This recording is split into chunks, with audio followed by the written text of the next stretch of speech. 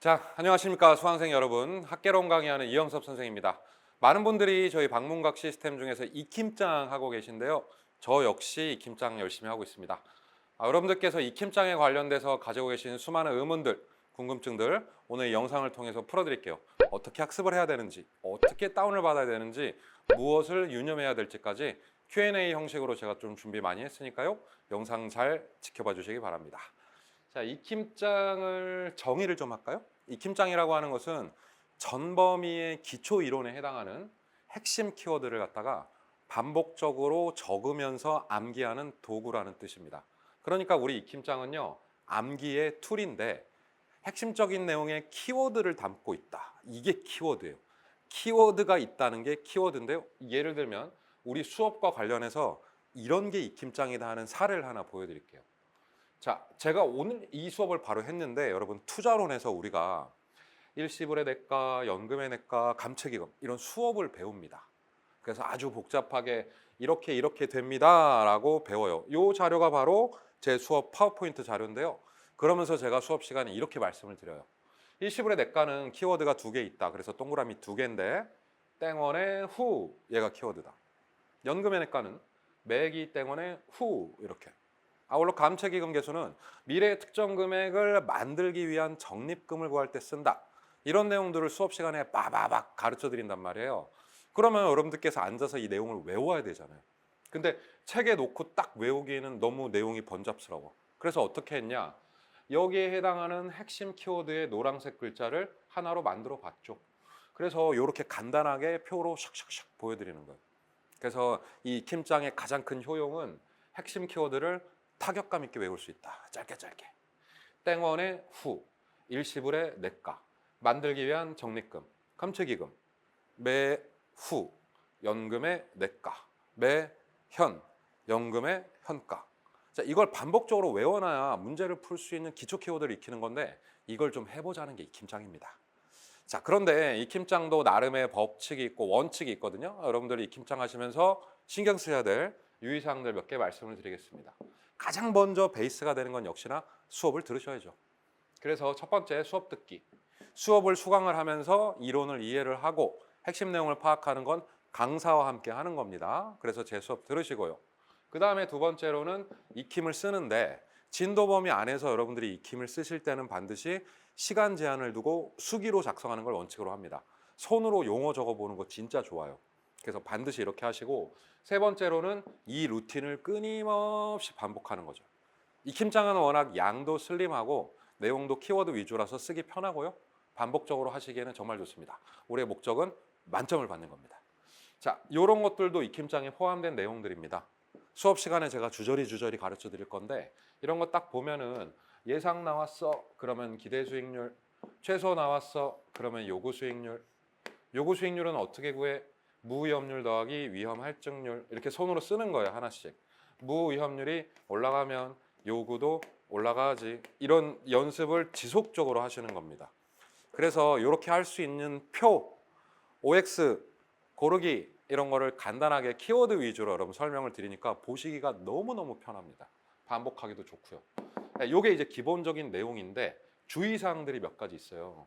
제가 크게 세 가지를 다시 한번 강조해 드릴 테니까 본 내용 잘 지키면서 즐겁게 학습을 하시는 게 좋겠습니다. 첫 번째로는 누적하여 복습하기. 자, 키워드는 누적입니다.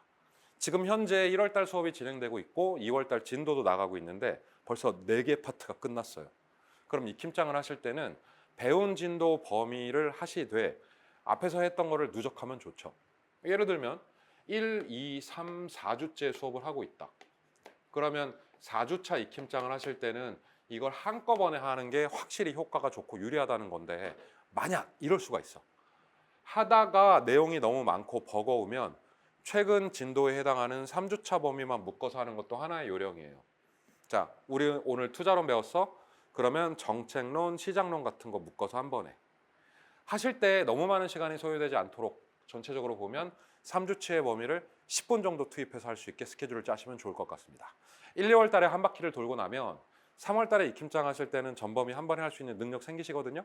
그러니까 지금은 스텝 바이 스텝으로 하시면 됩니다. 두 번째는 이것도 중요한 키워드인데 시간 제한이 있어야 돼요. 물론 처음에 시간 제한 맞춰서 한 번에 딱 하기라는 건 굉장히 어렵습니다. 처음에 잘 안 되실 건데요. 노력을 해보자는 얘기예요. 평균 소요 시간. 한 주차 분량이 한 5분 정도면 끝나게 제 익힘장이 구성이 돼 있어요. 5분 안에 한 주차 수업을 복습할 수 있으니까 정말 좋은 거 아닙니까? 시간을 재서 스탑워치를 놓고 반복하시면서 시간을 줄여가는 재미도 느껴보셔야 돼요.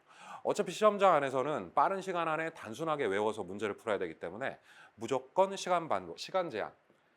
초반에는 조금 정확도에 포커스를 둔다면 갈수록 속도감을 높이자. 이게 두 번째 키워드입니다. 자, 세 번째로는 역시 루틴이죠. 익힘장이라고 하는 게 굉장히 단순한 암기 툴인 만큼 단순하게 망각하기도 합니다. 여러분, 온라인으로 공부하는 분들은 내가 언제 공부할 수 있는지 시간이 대충 나오죠. 그러면 매일매일 일정 시간 최소한 10분 이상이라도 우리 개론 익힘장 할 수 있는 스케줄 만드세요. 아침도 좋고 저녁도 좋고 언제든 좋습니다. 그래서 이 시간에는 반드시 해야지라고 하시면 되는데 하루에 10분 운동하기 쉬워요, 어려워요? 어려워요. 불가능해.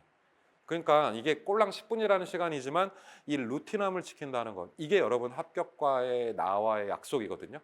반드시 지켜서 이 세 가지 잘 해주시면 아주 명랑하게 익힘장 생활할 수 있게 됩니다. 자, 이 익힘장을 하다 보니까 수많은 분들이 질문을 해. 그래서 여러분들 많이 질문하시는 거 마지막으로 제가 Q&A로 정리를 한번 해드리겠습니다. 첫 번째 질문, 요거 많죠. 익힘장만 해서 시험에 합격할 수 있나요? 있겠어요? 안 됩니다. 당연히 안 되죠. 당연히 힘든데 이 익힘장의 성격은 그래도 우리가 모의고사 같은 걸 봤을 때 안정적으로 50점대 정도는 유지할 수 있게 해줘요. 그렇죠? 60점을 맞으면 합격인데 우리가 20점 맞고 30점 맞으면 안 되잖아. 전범위를 계속 공부하다 보니까 기본 베이스는 깔아준다는 거지. 그래서 이 익힘장을 자주 하시면 합격점까지는 솔직히 조금 힘들지만 기본 틀을 다질 수가 있다. 이렇게 이해하시면 됩니다. 두 번째 질문. 익힘장을 하다가 막히는 부분이 생기면 어떻게 해요? 이 질문도 많이 하십니다. 당연히 막힙니다. 자, 배운 게 바로바로 기억나지 않는데요. 자, 조심하실 거. 막히면은 이 부분에 답을 보거나 책을 찾아보지 않는다가 포인트예요. 막히면 막히는 대로 빈칸으로 보내. 그냥 보내. 미련 없이 흘려보내. 그렇죠? 이렇게 흘려보낸 다음에 추후에 틀린 부분을 한 번에 보시는 게 좋습니다. 그래야 내가 무엇을 모르는지를 정확하게 파악할 수 있죠. 괜찮아요. 구멍 많이 뚫릴수록 좋은데 여러분 하면 하실수록 이 빈칸이 모두 다 채워지는 기쁨을 느낄 수 있게 됩니다. 자, 두 번째 원칙도 잘 지켜주시면서 익힘장하면 좋겠습니다. 세 번째 질문. 이론이 잘 이해가 안 되더라도 계속 하나요? 요 질문도 많아요.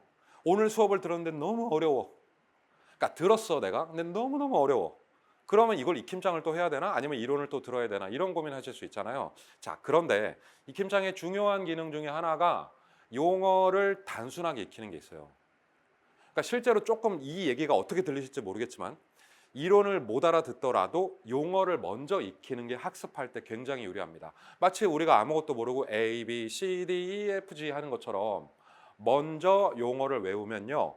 나중에 이해될 때 굉장히 좋습니다. 그러니까 이해 다 하고 이걸 외우는 게 아니고요. 설령 수업이 잘 이해가 안 되더라도 용어를 먼저 적어보는 거, 특히나 개론 과목도 그렇지만 공법 같은 거 할 때 이런 게 진짜 좋습니다.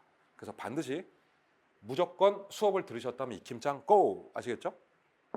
언제까지 하나요? 시험 볼 때까지 계속 하나요? 죽을 때까지 하나요? 언제까지 해야 되나요? 자, 언제까지 하시냐면 시기를 드리겠습니다. 3, 4월 정도까지가 적당합니다. 왜? 내용이 말씀드렸다시피 모든 걸 담고 있는 건 아니라서 딱 우리 익힘장의 용도는 제 익힘장은 4월 말까지만 지속을 한다고 보시면 됩니다. 우리 3, 4월 달에 뭘 하냐면 기출 강의 할 거거든요. 그럼 여러분 기출 강의 완료되면 익힘장 잠시 내려놓고 그 다음부터는 기출문제집으로 공부하시는 게 좋거든요. 그러니까 4월 말까지 한다. 단 6월 달에 모의고사를 봐. 6월 말에 모의고사를 보는데 나는 급하게 전범위 공부할 게 필요해. 그럼 이때 다시 익힘장 꺼내 드셔도 좋습니다.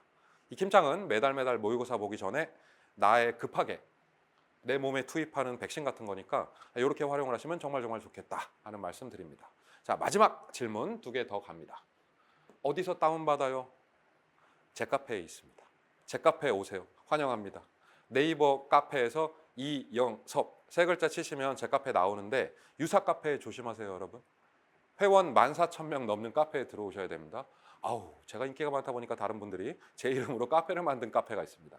네, 조심하시기 바랍니다. 자, 들어오시면 공지사항에서 다운로드 가능하고요. 제 카페에 새해 들어 살고 있는 저의 슈퍼 임차인 박인모 선생님 익힘장도 제 카페에서 다운받으실 수 있습니다. 자, 마지막 질문입니다. 이거 강의도 따로 있나요? 라는 질문도 많이 해주시는데요. 제가 본 강의에서 마지막에 익힘장 해설합니다. 그래서 매 주차 여러분 마지막 강의 파일을 보시면 익힘장 해설이라고 들어가 있거든요. 그러니까 여태까지 진행된 모든 수업들의 익힘장은 따로 동영상이 있으니까 필요하신 분은 수업 들으시고 그 영상 마지막 부분 참고하시면 됩니다. 따로 수업을 모아서 특강을 찍는 건 아니고요. 본 수업에 들어가 있으니까 어떻게 해야 된다? 수업 들어주세요. 감사합니다.